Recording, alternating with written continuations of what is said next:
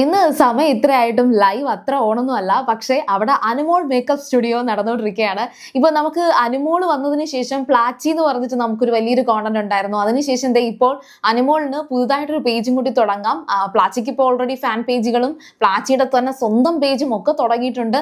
അതേപോലെ ഇനി Anumol makeup studio, അത് ആ നെയിം കൊടുത്തിരിക്കുന്നത് ബിന്നിയാണ്. സംഭവം ഇന്ന് രാവിലെ തൊട്ട് എല്ലാവരും ഭയങ്കര ഒരുക്കത്തിലാണ്. ഈ വീക്കെൻഡ് എപ്പിസോഡിന് വേണ്ടിയിട്ട് ഇവരൊക്കെ ഒരുങ്ങാറില്ലേ, അതേപോലെയാണ് എല്ലാവരും. രാവിലെ തന്നെ നെവിൻ ഡ്രസ്സൊന്നും ഇല്ലെന്ന് പറഞ്ഞ അനുമോളുടെ അടുത്ത് നിന്ന് അനുമോളുടെ എല്ലാ ഡ്രസ്സുകളും അങ്ങോട്ടും ഇങ്ങോട്ടും മാറ്റി മാറ്റി നോക്കുന്നുണ്ട്. അനുമോളുടെ ഒരു പ്രീവിയസ് വീഡിയോ, അതായത് ബിഗ് ബോസിന് വരുന്നതിന് മുന്നേ ഉള്ള ഒരു ലക്ഷ്മി നക്ഷത്രമായിട്ടുള്ള ഒരു വീഡിയോയ്ക്കകത്ത് ഞാൻ കണ്ടിട്ടുണ്ട്. അനുമോളുടെ ഒരു മുറി നിറയെ അനുമോളുടെ ഡ്രസ്സസ് ആണ്. അനുമോളിന് കൊളാബ് കിട്ടിയതും അനുമോളിന് ഡ്രസ്സിനോട് ഭയങ്കര ക്രേസ് ആണ്. അതുപോലെ തന്നെ അനുമോളുടെ ഒരു സാധനം മറ്റൊരാൾ പെട്ടെന്ന് ഇങ്ങനെ വന്ന് എടുക്കുക ചെയ്യണമെങ്കിൽ അനുമോൾക്ക് അതങ്ങനെ ഇഷ്ടപ്പെടാറില്ല. അത് ചിലരുടെ ഒരു ക്യാരക്ടറാണ്.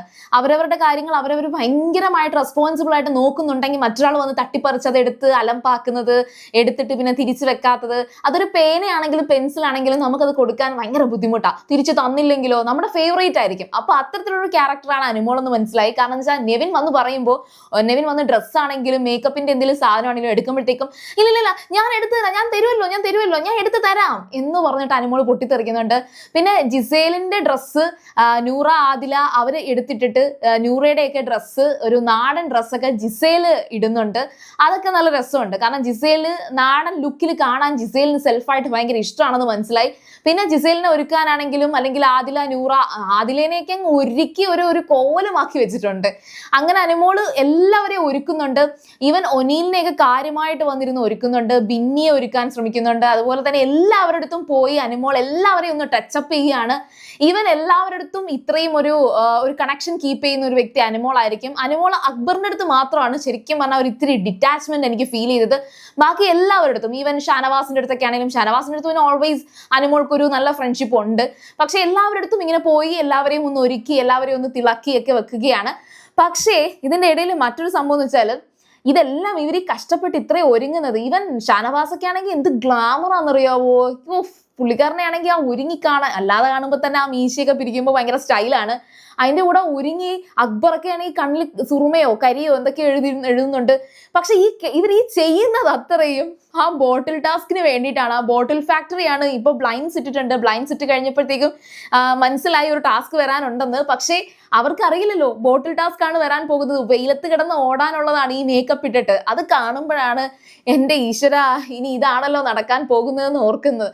ഇന്ന് എന്തോ പതിവില്ലാതെ എല്ലാവരും ഭയങ്കരമായിട്ട് ഒരുങ്ങുന്നുണ്ട്. അത് ഈ ഒരു ബോട്ടിൽ ടാസ്കിന് വേണ്ടിയിട്ടാണ്. അപ്പൊ ഇന്ന് ഈ ഒരു ആഴ്ച തുടങ്ങി ഇന്നാണ് ശരിക്കും പറഞ്ഞാൽ ആ ഒരു ടാസ്കിലേക്ക് പോകുന്നത്. അത് ഭയങ്കര ഒരു എന്താ പറയാ, ഓടി ആ കുപ്പിയെല്ലാം പറക്കി അത് ഭയങ്കര ഒരു ഫൈറ്റ് നടക്കാൻ സാധ്യതയുള്ളൊരു ടാസ്ക് ആണ്.